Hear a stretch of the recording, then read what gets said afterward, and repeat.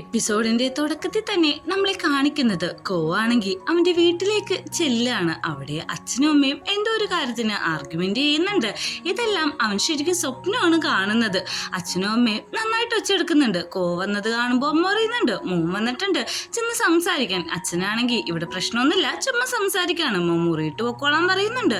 അവൻ മുറിയിട്ട് കയറുമ്പോഴേക്കും അത് കൺവേർട്ട് ചെയ്ത് ഒരു ഹോസ്പിറ്റൽ റൂമിട്ടാണ് കയറുന്നത്. അമ്മ പറയുന്നുണ്ട് അച്ഛൻ എന്ത് പറ്റിയതാന്ന് നിനക്കറിയോ എന്ന്. അച്ഛന് സ്ട്രോക്ക് വന്നതല്ലേ നോക്കുമ്പോഴേക്കും അല്ല, ബിസിനസ് ചെയ്യുമ്പോൾ കൂടുതൽ ആരെയും വിശ്വസിക്കരുതെന്ന് പറയുന്നുണ്ട്. ഈ ഒരു സ്വപ്നം കണ്ടിട്ടാണ് രാവിലെ എണീക്കുന്നത്. അവൻ എണീക്കുമ്പോൾ ജീര അടുത്ത് കിടക്കുന്നുണ്ട്. കുറച്ച് ക്യൂട്ടായിട്ട് തന്നെയാണ് അവന്റെ ഫേസ് ഇരിക്കുന്നത്. അവനെ അവിടെയുള്ള ബ്ലാങ്കറ്റ് ഒക്കെ പുതപ്പിച്ചിട്ട് അവിടുന്ന് പോകുന്നത്. അങ്ങനെ നമ്മുടെ ജീര എണീറ്റ് വരുമ്പോൾ കാണുന്നത് ആണെങ്കിൽ അവന്റെ വർക്കും കാര്യങ്ങളൊക്കെ ചെയ്തോണ്ടിരിക്കാണ്. എന്താ ചെയ്തോണ്ടിരിക്കുന്നതെന്ന് ചോദിക്കുമ്പോഴേക്കും കമ്പ്യൂട്ടർ പാർട്സ് എല്ലാം ചെയ്തോണ്ടിരിക്കാണ്. എനിക്കിതൊക്കെ ഭയങ്കര ഇഷ്ടപ്പെട്ട കാര്യം എന്ന് പറയുന്നുണ്ട്. നമ്മുടെ ജീര അത് ടച്ച് ചെയ്യുന്നതും നീ എന്തിനാ ഇതിലൊക്കെ തൊടുന്നത്, വെറുതെ ഇതൊന്നും മെസ്സാക്കണ്ടെന്ന് പറയുന്നുണ്ട്. ഇതേ സമയത്താണ് പാമ്പ് നമ്മുടെ ജീരയുടെ ഫോണിട്ട് വിളിക്കുന്നത്. എന്റെ കൂട്ടുകാരത്തെയാണ് വിളിക്കുന്നതെന്ന് പറഞ്ഞിട്ടാണ് ജീര കോൾ അറ്റൻഡ് ചെയ്തുകൊണ്ട് അകത്തേക്ക് പോകുന്നത്. അവൻ അവിടെ ചെന്നിട്ട് സംസാരിക്കുന്നുണ്ട്. എന്ത് ഇത്ര രാവിലെ വിളിച്ചെന്ന് നോക്കുമ്പോഴേക്കും ഞാൻ ചുമ്മാ നിന്നോട് സംസാരിക്കാൻ വേണ്ടിട്ട് വിളിച്ചതാണ്, നീ എന്തെടുക്കാണ്, നിന്റെ ചെടികൾക്കെല്ലാം വെള്ളം ഒഴിക്കണോന്ന് ചോദിക്കുമ്പോഴേക്കും അതെ അതെ ഞാൻ വെള്ളം നനച്ചോടിക്കാന്നാണ് ജീര പറയുന്നത്. നിന്റെ ഫോട്ടോ ഞാൻ വരച്ചു കഴിയാറായിട്ടുണ്ട്, നാളെ നിനക്ക് കാണിച്ചു തരാമെന്നും ജീര അവനോട് പറയുന്നുണ്ട്.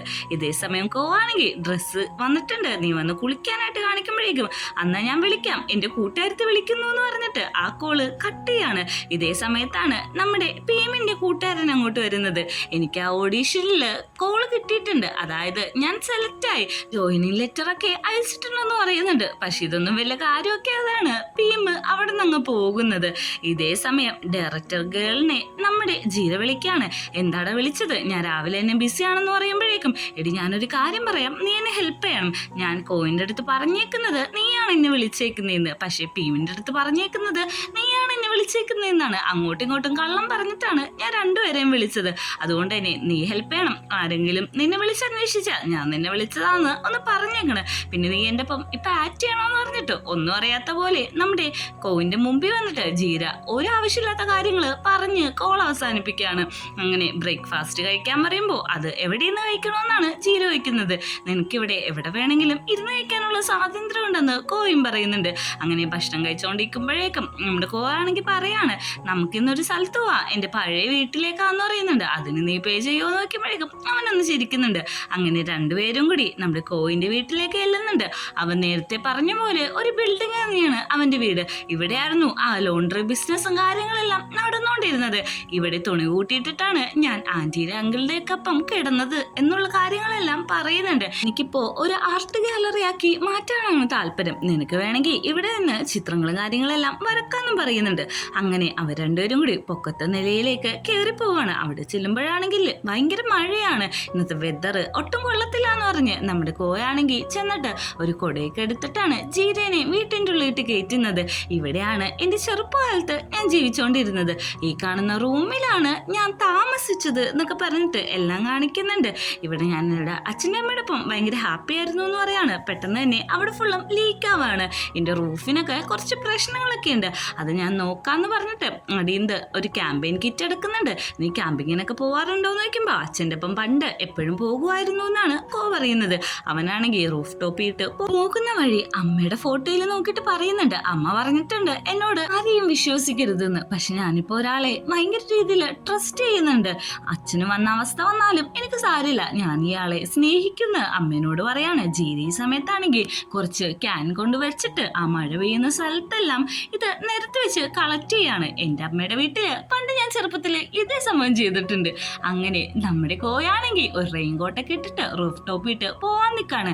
ഇത് കണ്ടിട്ട് നമ്മുടെ ജീരയും പുറകിന് പോകുന്നുണ്ട്. അവൻ ഒത്തിരി പറയുന്നുണ്ട് ക്ലൈമറ്റ് ഒക്കെ മോശമാണ്, ഇത് കുറച്ച് ഡേഞ്ചറസ് ആണ്, നീ താഴത്തേക്ക് ഇങ്ങനെ ഇറങ്ങി വാ, എനിക്ക് നല്ല രീതിക്ക് ടെൻഷൻ ആവുന്നു, ഞാൻ നിന്നെ പറ്റി ആലോചിച്ചിട്ട് വറീഡാണെന്നും കൂടി പറയുമ്പോഴേക്കും നമ്മുടെ കോയാണെങ്കിൽ ഇറങ്ങി വരുന്നുണ്ട്. അവനാണെങ്കിൽ ജീരയുടെ അടുത്തേക്ക് നീങ്ങുമ്പോൾ ജീര തന്നെ ഇനിഷ്യേറ്റീവ് എടുത്തിട്ട് കോയിനെ കിസ് ചെയ്യാണ്. കാരണം നമ്മുടെ കോയിന്റെ അടുത്ത് ജീരക്കും നല്ല ഇഷ്ടമുണ്ട്.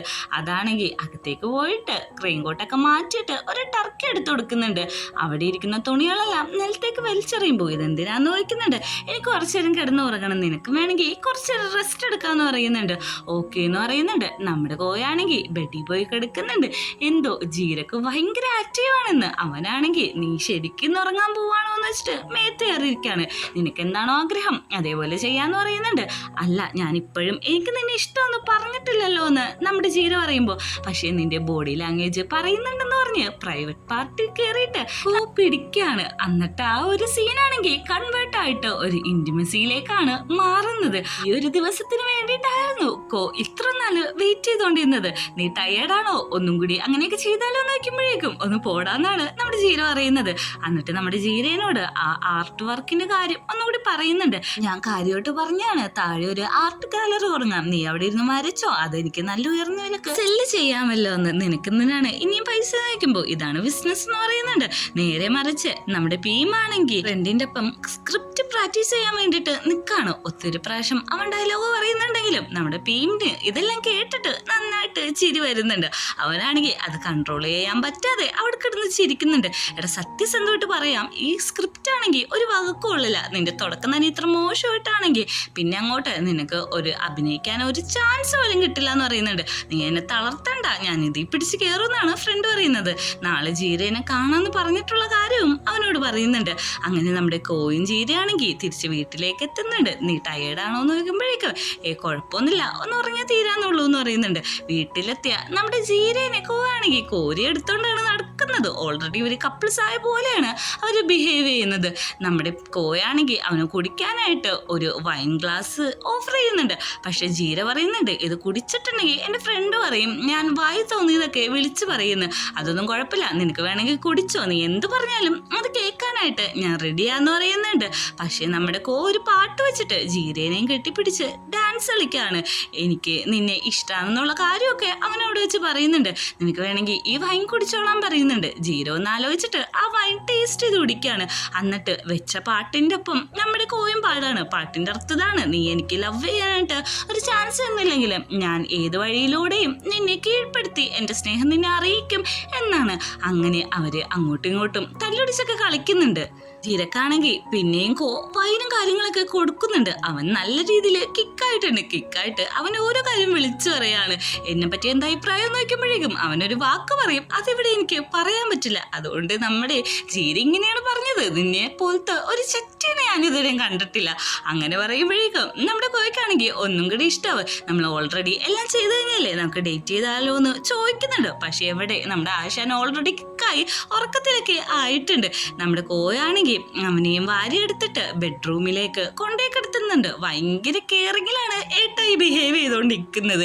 അവരാണെങ്കിൽ ബെഡ്ഷീറ്റ് എടുത്ത് കൊടുക്കുന്നു, തലയിൽ കിസ് ചെയ്യുന്നു, അങ്ങനെ പല പല കാര്യത്തില് മുഴുകിയൊക്കെയാണ്. അവനെ കിടത്തിയിട്ട് അവന്റെ കമ്പ്യൂട്ടർ വർക്കും കാര്യങ്ങളൊക്കെ പിന്നെയും തുടരുന്നുണ്ട്. കുറച്ച് സമയത്തിന് ശേഷം നമ്മുടെ ഹീരയാണെങ്കിൽ ഉറക്കത്തിൽ നിന്ന് എണീറ്റിട്ട് അവൻ ഇട്ടിരിക്കുന്ന ഡ്രസ്സെല്ലാം ഊരിക്കളഞ്ഞിട്ട് ഒരു ഷർട്ട് മാത്രം എടുത്തിട്ടിട്ട് നമ്മുടെ കോവിന്റെ അടുത്തേക്ക് പോവാണ്. ഇവരാണെങ്കിൽ രണ്ടും കൽപ്പിച്ചിട്ടാണ് നിൽക്കുന്നത്. എന്തെവിടെ ചെയ്യുന്നതെന്ന് ചോദിക്കുമ്പോഴേക്ക് ഞാൻ ഈ വർക്കൊക്കെ ചെയ്യായിരുന്നു, നീ ഉറങ്ങിയിട്ട് ഇപ്പൊ ഏകദേശം 5 മണിക്കൂറായി, ഇത്ര പെട്ടെന്ന് എണീറ്റോ എന്ന് ചോദിക്കുന്നുണ്ട്. ഓ, നീ വർക്ക് ചെയ്യുവാണോ എന്ന് വെച്ചിട്ട് കുറച്ച് അടുത്ത് ചെല്ലുന്നുണ്ട്. എന്താ നീ ഇങ്ങനെയൊക്കെ നിൽക്കുന്നതെന്ന് ചോദിക്കുമ്പോഴേക്കും ഒന്നുമില്ല എന്ന് പറഞ്ഞിട്ട് നമ്മുടെ കോയിനെ കെട്ടിപ്പിടിച്ചിരിക്കാണ്. പെട്ടെന്ന് തന്നെ നമ്മുടെ ജീരയാണെങ്കിൽ അവന്റെ പ്രൈവറ്റ് പാർട്ടി ഇട്ട് കൈ കൊണ്ടുപോകുന്നുണ്ട്. ഞാനിതൊന്ന് ചെയ്ത് തീർത്തോട്ടെ, ഒരു 10 മിനിറ്റ് കഴിഞ്ഞിട്ട് മതിയോ എന്ന് നോക്കുമ്പോഴേക്കും ഓക്കെ, നിനക്ക് വർക്ക് ചെയ്യണമെങ്കിൽ നീ വർക്ക് ചെയ്തോ, പക്ഷേ എന്നെക്കാട്ടും വലുത് നിനക്ക് ഈ മെറ്റൽ പാർട്സ് ആണെങ്കിൽ നീ എന്തെങ്കിലുമൊക്കെ ചെയ്തോളാനായിട്ട് നമ്മുടെ ജീരൻ പറയുന്നുണ്ട്. ഇത് കേൾക്കുന്ന നമ്മുടെ കോ വെറുതെ ഇരിക്കുമെന്നാണോ നിങ്ങൾ വിചാരിച്ചത്? അവനതെല്ലാം വലിച്ചെറിഞ്ഞിട്ട് അപ്പൊ തന്നെ നമ്മുടെ ജീരയുടെ അടുത്തേക്ക് ചെല്ലാണ്. അവിടെ ഇരിക്കുന്ന സാധനവും തട്ടിക്കളയുന്നുണ്ട്. എന്നിട്ട് പറയാണ്, അതൊക്കെ പോയാലും എനിക്ക് വല്ല പ്രശ്നമൊന്നുമില്ല, ഞാൻ രണ്ടാമത് പുതിയത് മേടിച്ചോളാന്ന്. അങ്ങനെ അവര് അവിടെ വെച്ചിട്ട് ഇന്റിമേറ്റ് ആവുകയാണ്. പിറ്റേ ദിവസം രാവിലെ നമ്മുടെ പീം നേരത്തെ എണീക്കുന്നുണ്ട്. അവനാണെങ്കിൽ മെലഡി സോങ്സ് ഒക്കെ വെച്ചിട്ട് ഭയങ്കര സന്തോഷത്തിലാണ് ഇരിക്കുന്നത്. കാരണം ഒന്ന് ജീര അവനെ മീറ്റ് ചെയ്യാൻ വരുമല്ലോ. ഇതേ സമയം നമ്മുടെ കോയിന്റെ വീട്ടിലാണെങ്കിൽ രണ്ടുപേരും ഉറക്കം എണീറ്റിട്ടില്ല. കോയിനെ കെട്ടിപ്പിടിച്ചിട്ട് ജീര അവിടെ കിടക്കുന്നുണ്ട്. അവൻ ഉറങ്ങിയിട്ട് എണീക്കുന്ന സമയത്ത് ആദ്യം പോയി ചെക്ക് ചെയ്യുന്നത് അവന്റെ ഫോണിലാണെങ്കിൽ രാവിലെ തന്നെ മെസ്സേജ് വന്നിട്ടുണ്ടായിരിക്കും.